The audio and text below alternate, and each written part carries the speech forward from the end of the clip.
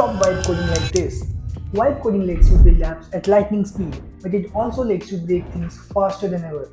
If you're also using AI to generate code, let me tell you, you have to stop making these 5 mistakes right now. Number 1. Accepting AI outputs blindly without reviewing it. AI hallucinations will bite you. You must know that AI is getting advanced, but it's not compulsory that all the answers that you get from AI are 100% correct. So you must review things once you get your code done by the AI. Number 2. Ignoring project structure. If you let AI dump all of your files into just one massive folder, your app is going to collapse under its own weight. So this is one thing you have to take care of in your mind before doing anything with AI. Number 3. Skipping test. If you don't write test, you'll be able to know what broke when you prompt AI for a new feature. This is why having test with your AI machine, like whatever it is, like Gemini, Claude, or anything it is, it's very important to know. Number 4. Not using Git effectively.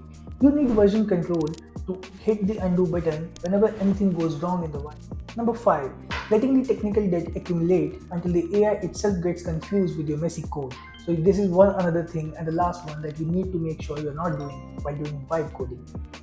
Last, treat your AI assistant like an intern, not a lead architect. Keep it structured, always do review, and drop a comment down below on which mistake you have made.